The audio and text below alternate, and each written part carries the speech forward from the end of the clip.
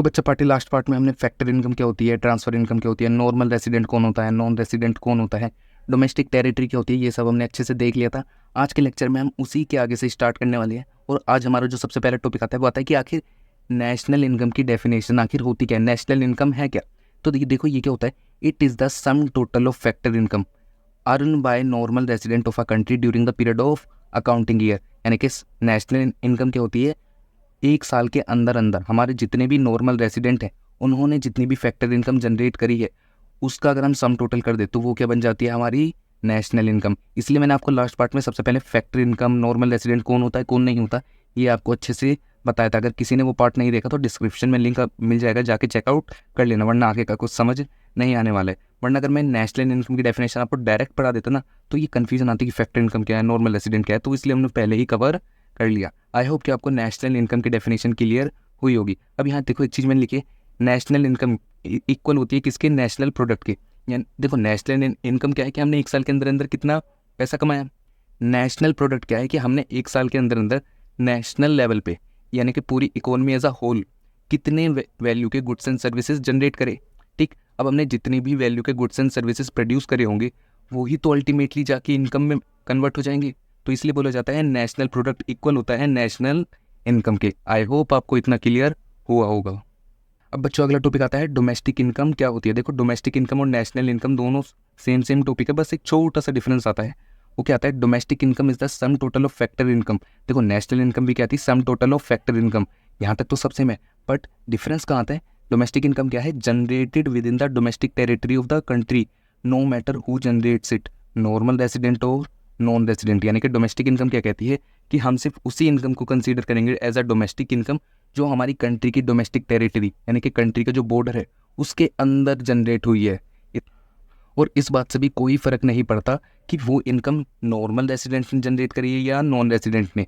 Depend क्या करता है, वो इनकम जो है हमारी कंट्री की जो बाउंड्री है उसके अंदर अगर जनरेट हो गई यानी कि हमारी डोमेस्टिक टेरिटरी के अंदर अगर इनकम जनरेट हो गई तो हम उसे डोमेस्टिक इनकम मान लेंगे। अब देखो जैसे नेशनल इनकम में देखा था कि नेशनल इनकम इक्वल होती है नेशनल प्रोडक्ट की, ऐसे ही डोमेस्टिक इनकम इक्वल होती है डोमेस्टिक प्रोडक्ट की। और डोमेस्टिक इनकम नेशनल इनकम में सबसे इंपॉर्टेंट बात बस यही है कि डोमेस्टिक इनकम जो है ना हमारी डोमेस्टिक टेरिटरी के अंदर जनरेट होती है, और वो कौन जनरेट कर रहा है, चाहे नॉर्मल रेसिडेंट हो या नॉन रेसिडेंट, उससे फ़र्क नहीं पड़ता। वहीं नेशनल इनकम में क्या है, जो हमारी नेशनल इनकम होती है उसमें सिर्फ वही इनकम इंक्लूड होती है जो नॉर्मल रेसिडेंट ने जनरेट करी है। ठीक, हाँ अब वो नॉर्मल रेसिडेंट चाहे इंडिया के अंदर हो या इंडिया के बाहर किसी और कंट्री में हो उससे फ़र्क नहीं पड़ता। अगर नॉर्मल रेसिडेंट ने इनकम जनरेट करी है तो हम उसे इंक्लूड कर लेंगे नेशनल इनकम में। इतना क्लियर सब बच्चों को। तो बच्चों जो हमारा अगला टॉपिक आता है वो होता है gross and net concept of domestic और नेशनल प्रोडक्ट। देखो जो भी हमारी डोमेस्टिक प्रोडक्ट हो या नेशनल प्रोडक्ट, और समझ जाना डोमेस्टिक प्रोडक्ट या नेशनल प्रोडक्ट अगर मैं बोल रहा हूँ तो मैं इनकम की बात कर रहा हूँ, नेशनल इनकम या डोमेस्टिक इनकम।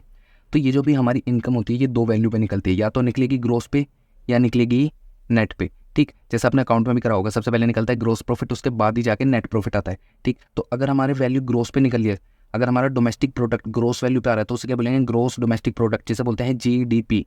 अगर नेट वैल्यू निकालने तो उसे बोल देंगे नेट डोमेस्टिक प्रोडक्ट एनडीपी। ठीक, ये तो डोमेस्टिक प्रोडक्ट पे। अगर नेशनल प्रोडक्ट भी होता तो क्या हो जाता है, ग्रोस नेशनल प्रोडक्ट। ठीक, जीएनपी। अगर नेट पे होता तो नेट नेशनल प्रोडक्ट एनएनपी। तो बच्चों जो हमारी इनकम होती है चाहे ग्रोस हो या नेट हो, इन दोनों के बीच में जो भी डिफरेंस होता है ना वो आता है डेप्रीसिएशन का। कि डेप्रीसिएशन ही एक ऐसा एलिमेंट है जो इन दोनों इनकम के बीच में डिफरेंस लाता है। आपने जैसे सेकंड चैप्टर में देखा था इन्वेस्टमेंट वाला, जब हमने टॉपिक करा था सेकंड चैप्टर में, तो उसमें भी क्या था, अगर हमारी ग्रोस इन्वेस्टमेंट थी और हमें नेट पे जाना था तो हम क्या करते थे, डेप्रीसिएशन को माइनस करते थे। और नेट इन्वेस्टमेंट से अगर हमें ग्रोस पे आना होता था तो हम डेप्रीसिएशन को ऐड करते थे। सेम इनकम में भी होता है, अगर हमारी ग्रोस वैल्यू पे इनकम है और हमें नेट इनकम चाहिए तो हम क्या करेंगे, डेप्रीसिएशन को माइनस कर देंगे। अगर हमारी नेट इनकम है और हमें ग्रोस इनकम चाहिए तो हम क्या करेंगे, डेप्रीसिएशन को ऐड कर देंगे। इतना क्लियर सब बच्चों को। अब देखो GDP include depreciation, NDP does not. यानी कि जीडीपी में तो डेप्रीसिएशन इंक्लूड होता है, यानी कि ग्रोस डोमेस्टिक प्रोडक्ट में तो डेप्रीसिएशन इंक्लूड होता है, बट नेट डोमेस्टिक प्रोडक्ट में डेप्रीसिएशन इंक्लूड नहीं होता। अगर मैं इसका एक छोटा और रीज़न देना चाहूँ तो देखो, अगर आपने अकाउंट्स में देखा होगा कि जो भी हमारा ग्रोस प्रॉफिट आता था वो किस में आता था, ट्रेडिंग अकाउंट में। और ट्रेडिंग अकाउंट में क्या करते थे, हम सारे डायरेक्ट एक्सपेंस को माइनस करते थे। इतना क्लियर सब बच्चों को। उसके बाद हमारा पीएनएल में जाके नेट प्रॉफिट आता था। अब जो डेप्रिसिएशन होता है वो कभी डायरेक्ट एक्सपेंस नहीं होता, इनडायरेक्ट एक्सपेंस होता है, ठीक। तो हम क्या करते थे, ट्रेडिंग अकाउंट में हमारा ग्रोस प्रॉफिट आया, उसमें डेप्रिसिएशन इंक्लूड होता था। फिर हम क्या करते थे, पीएनएल अकाउंट में ले जाते थे ग्रोस प्रॉफिट को, फिर वहाँ पे हमारे जितने भी इनडायरेक्ट खर्चे होते थे और उसी में से ये डेप्रिसिएशन एक इनडायरेक्ट खर्च होता था, उन सबको जब हम माइनस करते थे तब जाके हमारा नेट प्रॉफिट आता था। इतना क्लियर। इसलिए हम क्या करते हैं, हमारा ग्रोस वैल्यू होती है, डेप्रिसिएशन एक हमारा इनडायरेक्ट एक्सपेंस होता है, तो हम क्या करते हैं, ग्रोस वैल्यू में से डेप्रिसिएशन को माइनस करते हैं तो हमारी नेट वैल्यू आ जाती है। अब देखो मैंने आपको इको के हिसाब से भी लॉजिक दे दिया और अकाउंट्स के हिसाब से भी लॉजिक दे दिया, तो अब मुझे नहीं लगता आपको इस चीज़ में कोई दिक्कत होगी। इतना क्लियर सब बच्चों को। अब चलते हैं आगे। अब देखो जीडीपी कैसे निकलेगी, एनडीपी यानी कि ग्रोस डोमेस्टिक प्रोडक्ट कैसे निकलेगा, एनडीपी प्लस डेप्रिसिएशन। सिंपल सी बात है, एनडीपी में डेप्रिसिएशन ऐड करो, जीडीपी आ जाएगी। अगर हमें एनडीपी चाहिए तो हम क्या करेंगे, जीडीपी में से डेप्रिसिएशन को माइनस कर देंगे। ये तो हमारा डोमेस्टिक प्रोडक्ट के लेवल पे। अगर हमारा नेशनल प्रोडक्ट हो यानी कि नेशनल इनकम की बात हो रही हो तो वहाँ पे क्या हो जाएगा, डीपी की जगह क्या हो जाएगा, एनपी। यहाँ डोमेस्टिक प्रोडक्ट था, यहाँ क्या हो जाएगा, जीएनपी, ग्रोस नेशनल प्रोडक्ट। ये कैसे निकलेगा, net national product plus depreciation. अगर हमें नेट नेशनल प्रोडक्ट चाहिए तो ये कैसे निकलेगा, gross national product minus depreciation. इतना क्लियर सब बच्चों को। अब एक चीज़ देखो, यहाँ पे मैंने क्या बनाया हुआ है, एक छोटा सा चार्ट, जिसे याद रखना। अगर हमारी ग्रोस वैल्यू है, हमें नेट पे जाना है तो हम करेंगे डेप्रिसिएशन माइनस। अगर नेट वैल्यू है, ग्रोस पे आना है तो हम करेंगे डेप्रिसिएशन प्लस। इस वाले चार्ट को प्लीज़ अच्छे से याद रखना, क्योंकि आगे जितने भी क्वेश्चन आएंगे वो इन्हीं चार्ट पे डिपेंड करते हैं।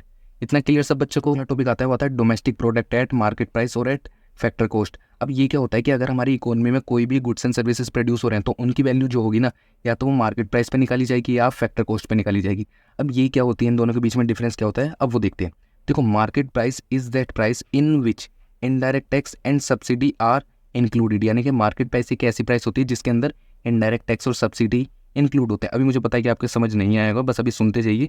अभी मैं एग्जांपल के साथ इस टॉपिक को क्लियर कर दूंगा। अब फैक्टर कॉस्ट क्या होती है, एक बार इसे देख लेते हैं। Factor cost is that cost in which indirect tax and subsidy are not included. यानी कि फैक्टर कॉस्ट क्या होती है, एक ऐसी कॉस्ट जिसमें ना ही टैक्स और ना ही सब्सिडी इंक्लूड होते हैं। अब देखो, मार्केट में अगर आप कुछ भी लेने जाओगे ना तो उसके पीछे एमआरपी पे चेक करना, लिखा होता है इंक्लूसिव ऑफ ऑल टैक्सेस। यानी कि वो जो भी प्राइस है उसमें सारे टैक्स इंक्लूड हो चुके हैं। यानी कि अगर आपने 100 रुपये का प्रोडक्ट खरीदा, ठीक है, और उस पर अगर 20 रुपये का टैक्स लगना होगा तो दुकानदार आपसे क्या लेगा, दुकानदार आपसे 120 रुपये लेगा। यानी कि आपने 100 रुपये का प्रोडक्ट 20 रुपये का उस पर टैक्स पे किया है, तो आपके लिए कितना रुपये पड़ा, वो 120 रुपये का। आपने कितने पैसे पे करे, 120 रुपये, ठीक। तो वो जो 120 रुपये होंगे वो हो जाएंगे मार्केट प्राइस। बट अगर वो 20 रुपये का टैक्स में हटा दूँ तो कितनी प्राइस बचती, 100 रुपये। तो वो जो 100 रुपये की प्राइस होगी वो क्या हो जाएगी, हमारी फैक्टर कॉस्ट। इतना क्लियर सब बच्चों को। अब बच्चों एक चीज़ ध्यान से देखना, अगर मान के चलते हैं मैंने कोई प्रोडक्ट बनाया जिसकी मुझे कॉस्ट पड़ी 10 रुपये, ठीक, ये मेरी कॉस्ट थी जिससे मुझे बनाने का खर्चा आया। मैंने क्या करा, इसमें अपना 2 रुपये का प्रॉफिट ऐड करा, मार्केट में बोला 12 में बेचूंगा, तो ये जो 12 रुपये की प्राइस है ना जो मार्केट में बिकेगी, ये होगी फैक्टर कॉस्ट। ये जितने में मैंने बनाया वो मेरी फैक्टर कॉस्ट नहीं है, जितने में मार्केट में बिकेगा वो फैक्टर कॉस्ट है। बट इस प्राइस में भी टैक्स वगैरह इंक्लूड नहीं है। अब देखो, मैं मार्केट में अगर कुछ भी बेचने जाऊँगा तो गवर्नमेंट कहेगी मुझे टैक्स दो, ठीक। तो मैंने कहा ठीक है, टैक्स ले लेना तुम भी। तो मैं क्या करूँगा, अगर मुझे टैक्स पे करना है, बट गुड्स मेरे थोड़ी हैं, मैं तो सामने किसी को बेच दूंगा, तो मैं क्या करूँगा, उनसे वो टैक्स लूँगा। तो मैं क्या करूँगा, अपनी प्राइस में टैक्स को ऐड कर दूंगा। मान के चलते मैंने 3 रुपये का क्या करा, इनडायरेक्ट टैक्स ऐड कर दिया। इनडायरेक्ट टैक्स मतलब जीएसटी, ठीक, जो गुड्स एंड सर्विसेज पे लगता है। तो यहाँ से अब देखो हमारे गुड्स की प्राइस कितने की हो जाएगी, 15 रुपये की हो जाएगी। इतना क्लियर सब बच्चों को। जो मार्केट में बिकेगा यानी कि इस प्राइस 15 रुपये की प्राइस में टैक्स भी इंक्लूड है, तो ये क्या होगी, मार्केट प्राइस। इतना क्लियर। अब एक चीज़ देखो, अगर यहाँ पे क्या होता, गवर्नमेंट ने हमारी प्राइस में टैक्स जोड़ा तो हमारी एक market price I. But government हमेशा टैक्स थोड़ी लगाती है यार, गवर्नमेंट कभी कभार सब्सिडी भी प्रोवाइड करा देती है, ठीक। अगर मान के चलते हैं गवर्नमेंट ने क्या करा ना, हमें 2 रुपये की सब्सिडी भी दे दी, ठीक। यानी कि उन्होंने बोला कि 12 रुपये का आपको बनाने का पड़ रहा है, हम 3 रुपये का टैक्स लगा रहे हैं, तो एक काम करो, आपकी कॉस्ट ज़्यादा ना हो जाए, आपका प्रोडक्ट महंगा ना बिके, इसलिए हम आपको 2 रुपये की सब्सिडी दे रहे हैं, ठीक। गवर्नमेंट ने हमें 2 रुपये की सब्सिडी दे दी। इसकी वजह से क्या होगा, अब हमारे जो प्रोडक्ट होगा इसकी फाइनल प्राइस आएगी कितनी, वो कितनी आएगी, देखो 12 3 15, 15 में से 2 गए, 13 रुपये हमारी मार्केट प्राइस आएगी। यानी कि ये जो 13 रुपये की प्राइस है इसमें हमारा इनडायरेक्ट टैक्स और ये क्या थी, सब्सिडी इंक्लूड है, ठीक। तो ये क्या थी, हो गई हमारी मार्केट प्राइस, जिसमें इनडायरेक्ट टैक्स और सब्सिडी दोनों इंक्लूड हो चुके हैं, उसके बाद की प्राइस आ रही है। अगर इसमें ये दोनों इंक्लूड ना होते तो हमारी कॉस्ट कितनी थी 12, तो ये क्या होती है हमारी फैक्टर कॉस्ट। आई होप कि अब आपको फैक्टर कॉस्ट और मार्केट प्राइस का मीनिंग अच्छे से क्लियर हुआ होगा। तो बच्चों अब अगर आगे देखें तो हमारा क्या आता है, मार्केट प्राइस कैसे निकाली जाती है, फैक्टर कॉस्ट में indirect tax, net indirect tax add करके। अब ये नेट इनडायरेक्ट टैक्स क्या होता है, एक चीज़ देखो, यहाँ पे हमारा जो था गवर्नमेंट ने 3 रुपये का टैक्स ऐड करा था, इनडायरेक्ट टैक्स ऐड करा था, सॉरी इनडायरेक्ट टैक्स क्या होता है, जो गुड्स एंड सर्विसेज पे लगाया जाता है। इतना क्लियर सब बच्चों को, गवर्नमेंट ने 3 रुपये का इनडायरेक्ट टैक्स ऐड करा, उसके बाद हमें 2 रुपये की सब्सिडी भी तो दे दी। तो मैं यहाँ ये बोल सकता हूँ कि मैंने नेट में तो 1 रुपये का ही टैक्स दिया है, मैंने नेट में 1 रुपये का ही इनडायरेक्ट टैक्स जो है अपनी कॉस्ट में ऐड करा है। ठीक, तो यही बोला जाता है कि अगर हमने गवर्नमेंट को कुछ टैक्स दिया और उसके बाद गवर्नमेंट ने हमें सब्सिडी दे दी कुछ, तो तुम ये दो कैलकुलेशन दिखाओ, एक बार प्लस एक बार माइनस, तुम इन दोनों को नेट करके जो भी डिफरेंस आ रहा है नेट इनडायरेक्ट टैक्स दिखा दो। इतना क्लियर सब बच्चों को। तो यही लिखा है कि हमारी जो मार्केट प्राइस होती है ना वो कैसे निकलती है, factor cost plus net indirect tax.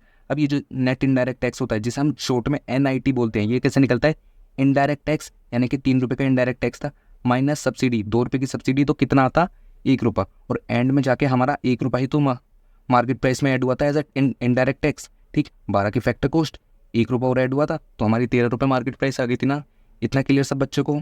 वैसे ही इसका उल्टा क्यों जाएगा, अगर फैक्टर कॉस्ट निकालनी है हमें, हमारे पास मार्केट प्राइस गिवन है, तो हम क्या करेंगे, माइनस कर देंगे क्या, नेट इनडायरेक्ट टैक्स। तो बच्चों मैं उम्मीद कर रहा हूँ कि आपको मार्केट प्राइस और फैक्टर कॉस्ट का मीनिंग अच्छे से क्लियर हो गया होगा।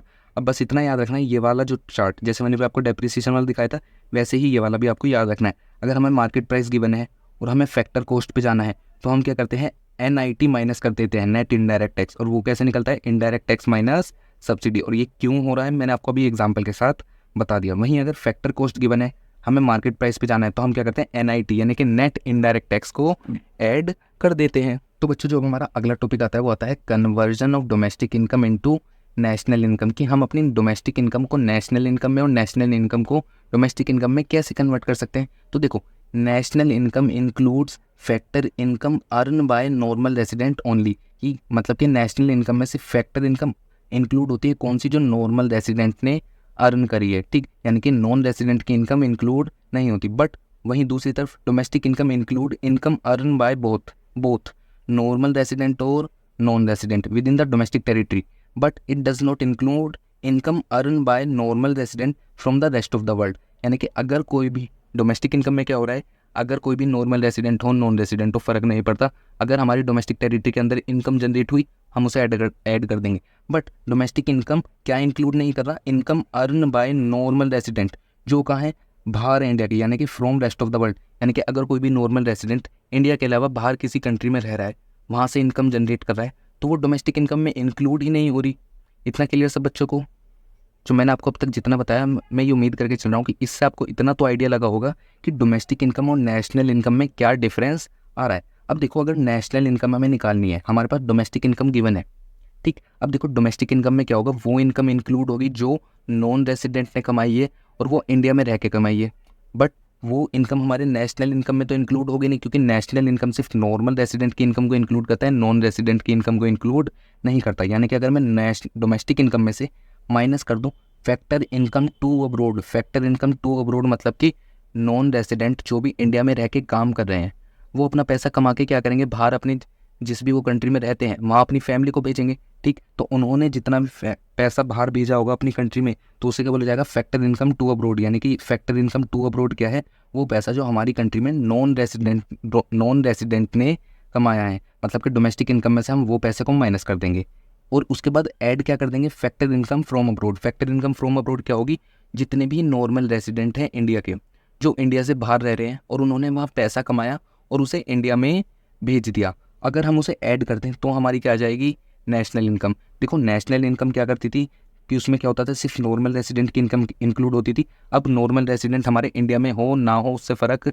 नहीं पड़ता था, बट डोमेस्टिक इनकम में नॉन रेसिडेंट की भी इनकम इंक्लूड होती थी। तो हमने डोमेस्टिक इनकम से नेशनल इनकम निकालने के लिए क्या करा, हमने फैक्टर इनकम फ्रॉम अब्रोड यानी कि नॉर्मल रेसिडेंट ने जो बाहर रह के पैसा कमाया है उसको ऐड कर दिया और माइनस कर दिया फैक्टर इनकम टू अब्रोड, यानी कि नॉन रेसिडेंट ने जो इंडिया में रह के पैसा कमाया और अपने बाहर फैमिली को भेजा, हमने उसे माइनस कर दिया, तो हमारी क्या आ जाएगी, नेशनल इनकम आ जाएगी। यानी कि नेशनल इनकम कैसे ही, domestic income plus factor income from abroad minus factor income to abroad. ये फ्रॉम अब्रोड और टू अब्रोड को प्लीज़ अच्छे से ध्यान रखना। फ्रॉम अब्रोड मतलब कि हमारे पास से बाहर से नॉर्मल रेसिडेंट का पैसा आ रहा है। टू अब्रोड मतलब कि हमारे यहाँ से बाहर पैसा जा रहा है किसका, नॉन रेसिडेंट का। इतना क्लियर सब बच्चों को। अब बच्चों एक चीज़ ध्यान दो, हम ना ये सब ड्रामा नहीं करते कि पहले बाहर से नॉर्मल रेसिडेंट का जो पैसा आ रहा है वो डोमेस्टिक इनकम में ऐड करेंगे, फिर हमारे यहाँ से जो बाहर नॉन रेसिडेंट का पैसा जा रहा है उसे माइनस करेंगे। इतना ड्रामा नहीं करते। हम क्या करते हैं, नेट लेते हैं, सीधा नेट वैल्यू लेते हैं कि हमारे यहाँ से बाहर से जितना आया उसमें से पहले ही माइनस करके रखेंगे हमारे यहाँ से बाहर जितना गया, फिर हम देखेंगे नेट में कितना हमें रिसीव हुआ। जैसे मान के चलते हैं हमारे यहाँ अगर बस इतने हिस्से को देखिएगा भी, मान के चलते हैं हमारे जो फैक्टर इनकम फ्रॉम अब्रोड है, हमें बाहर से पैसा नॉर्मल रेसिडेंट का कितना हुआ, 200 करोड़ रिसीव हुआ। But factor income to abroad, non resident ने हमारे यहाँ पैसा कमाया और बाहर कंट्री में अपनी फैमिली को भेजा, तो वो कितना था, 100 करोड़। तो हम 100 करोड़। तो हम क्या करेंगे, ये ड्रामा नहीं करेंगे पहले 200 ऐड करा 100 माइनस करा। हम क्या करेंगे, इन दोनों का नेट ले लेंगे कि हमारे यहाँ हमें बाहर से 200 करोड़ रिसीव हुआ, बट हमारे यहाँ से बाहर 100 करोड़ गया भी। तो हम इन दोनों में से यानी कि फैक्टर इनकम फ्रॉम अब्रोड में से फैक्टर इनकम टू अब्रोड को माइनस करेंगे। FIFA minus FITA, factor income from abroad को फीफा बोल देते हैं शॉर्ट में, और फैक्टर इनकम टू अब्रोड को फीटा बोल देते हैं। यानी कि फीफा में से फीटा माइनस करो तो नेट में कितना डिफरेंस आ रहा है, 100 करोड़। यानी कि हमें बाहर से 100 करोड़ रिसीव हुए हैं, ठीक। तो हम उसका नेट लेते हैं और उसी नेट वैल्यू को बोला जाता है net factor income from abroad, जिसे हम शॉर्ट में बोलते हैं NFIA। इतना क्लियर सब बच्चों को। तो बच्चों अब हमें जैसे ही NFIA की वैल्यू मिल जाती है, हम क्या करते हैं, डोमेस्टिक इनकम से नेशनल पे जाने के लिए NFIA को ऐड कर देंगे, और अगर वहीं हमें अगर नेशनल इनकम से डोमेस्टिक पे आना है तो हम उसमें से NFIA को माइनस कर देंगे। इतना क्लियर सब बच्चों को। तो बच्चों ये आज का हमारा लास्ट टॉपिक है, इसे फटाफट खत्म करते हैं, फिर नेक्स्ट क्लास से जो है नेशनल इनकम कैलकुलेट करने के जितने भी मेथड है उन्हें स्टार्ट करेंगे, ठीक। तो ये क्या है, aggregate related to national income, यानी कि हमारी जो इनकम निकलती है ना उसे कैलकुलेट करने के लिए हमारे पास बहुत सारे तरह के एग्रीगेट है। जब जिस चीज़ की रिक्वायर्ड होती है उसके अकॉर्डिंग हम अपनी इनकम को कैलकुलेट करते हैं, ठीक। अब देखो मैंने अब तक आपको जितनी भी चीज़ें बताई है ना, जितने भी मैंने चार्ट्स के थ्रू सारी चीज़ बताई है वो आपके माइंड में चलनी चाहिए, ठीक। मैंने सबसे पहले आपको बताया था जो भी इनकम होती है वो किस केस पे निकलती है, या तो सबसे पहले ग्रोस पे निकलेगी या नेट पे निकलेगी। इतना क्लियर। अब या तो हमने इनकम ग्रोस पे निकालेंगे या नेट पे निकालेंगे। अब वो भी जो इनकम होती है वो भी तो दो तरीके होती है। सबसे पहला नेशनल इनकम, जिसे हम नेशनल प्रोडक्ट भी बोल देते हैं। दूसरा डोमेस्टिक प्रोडक्ट, यानी कि जिसे डोमेस्टिक इनकम ही, ठीक। वैसे ही नेट में भी क्या होगा, नेशनल प्रोडक्ट और डोमेस्टिक प्रोडक्ट। इतना क्लियर सब बच्चों को। अब देखो यहाँ पे क्या आ रहा है, नेशनल प्रोडक्ट डोमेस्टिक प्रोडक्ट, ये क्या बताते हैं कि हमारी कंट्री में कितने गुड्स, कितनी वैल्यू के गुड्स एंड सर्विसेज प्रोड्यूस हुए, वही अल्टीमेटली जाके इनकम में जनरेट होते हैं। अब ये जितने भी गुड्स एंड सर्विसेज यानी कि डोमेस्टिक प्रोडक्ट, नेशनल प्रोडक्ट हैं, इन गुड्स एंड सर्विसेज को कुछ ना कुछ वैल्यू होगी।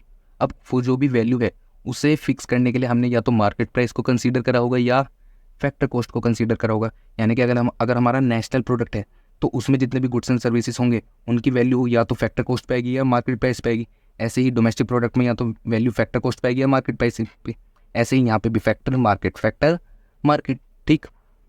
अब यहाँ से हमारे अलग अलग तरह के एग्रीगेट कैसे निकल के आते हैं। अब इसे रीड कैसे करते हैं। सबसे पहले हमने देखा gross national product at factor cost, यानी कि FC, जिसे हम लिख देते हैं GNP एट FC। यानी कि हमारी सबसे पहले तरह की इनकम क्या रही है, gross national product at factor cost. इतना क्लियर सब बच्चों को। ये आ कैसे रहा है, सबसे पहले हमने ग्रोस का G लिया, नेशनल प्रोडक्ट का NP, और फिर ये फैक्टर कॉस्ट, यानी कि हमारी जो भी इनकम है वो किस पे आ रही है, फैक्टर कॉस्ट पे आ रही है।